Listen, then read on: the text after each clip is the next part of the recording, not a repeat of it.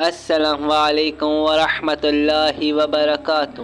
ہم نے اس سے پچھلی ویڈیو میں بیان کیا تھا کہ یزید بنی ہاشم سے بہت بغض رکھتا تھا اور حکومت میں آنے کے بعد اس نے بنی ہاشم پر ظلم کے پہاڑ ڈھا دیے اور ساتھ ہی یزید کی موت کے متعلق بھی بیان کیا تھا، اور سب نے ویڈیو پسند کی تو ہم نے چاہا کہ یزید کے مظالم کے متعلق مزید بیان کریں۔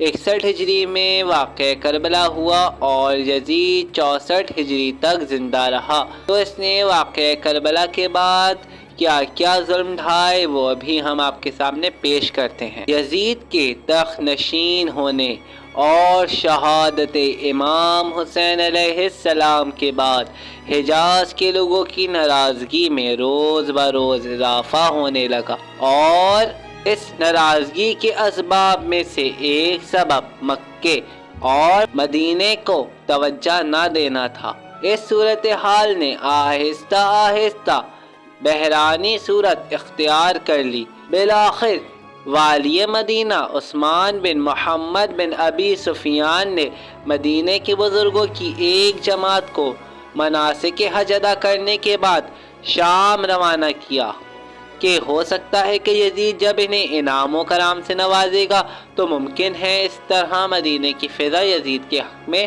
بہتر ہو جائے۔ عبداللہ بن حنظلہ اور ان کے بیٹے و نیز عبداللہ بن عمر و منظر بن زبیر بھی اس جماعت کے ہمراہ تھے۔ اس جماعت کو دمشق پہنچنے پر بہت سے انعام و اکرام سے نوازا گیا، لیکن ملاقات کے وقت یزید حسب عادت شراب خوری کی عالم میں تھا۔ اس نے ان کے سامنے لہو و لعب کے کام انجام دیے، جس کی وجہ سے وہ لوگ بہت ناراض ہوئے، اور جب وہ مدینے واپس پہنچے تو مدینے کے لوگوں کے سامنے کھل کر یزید کے عیوب بیان کرتے اور اسے برا بلا کہتے۔ مدینے کی فضا مکدر ہو جانے کے بعد یزید نے مدینے کے لوگوں کو ایک بہت سخت لہجے میں نامہ لکھا۔ اس نامے نے جلتی پر تیل کا کام کیا اور اہل مدینہ نے اس کے خلاف اعلان جنگ کر دیا، جسے روکنے کے لیے یزید نے مسلم بن عقبہ کی سرکردگی میں 12,000 افراد پر مشتمل لشکر مدینہ روانہ کیا۔ اس لشکر نے اہل مدینہ کو 3 دن کی مہلت دی کہ وہ دوبارہ یزید کی بیعت کریں، لیکن اہل مدینہ نے اسے قبول نہیں کیا۔ جنگ شروع ہوئی، جس کے نتیجے میں ہزاروں اہل مدینہ قتل کیے گئے۔ اہل مدینہ کی عزت و ناموس تک کو 3 دن کے لیے حلال قرار دیا گیا۔ جی، یہ واقعہ یزید نے کروایا۔ یہ واقعہ ہجرت کے 63ویں سال میں رونما ہوا۔ قیام مدینہ کے ساتھ ہی اہل مکہ نے بھی عبداللہ بن زبیر کی سربراہی میں قیام کیا اور انہوں نے شہر مکہ کو اپنے کنٹرول میں لے لیا۔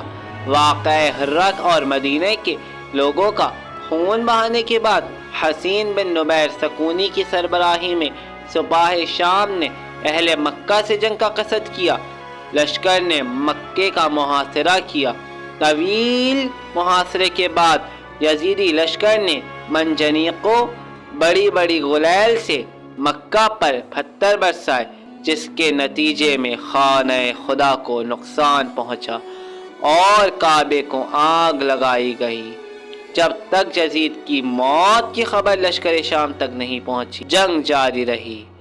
تو آپ لوگوں کو معلوم چلا کہ یزید نے کربلا کے بعد بھی مدینہ و مکہ پر بھی مظالم ڈھائے، مدینہ والوں کو قتل کیا اور خانہ کعبہ کی بے حرمتی کی۔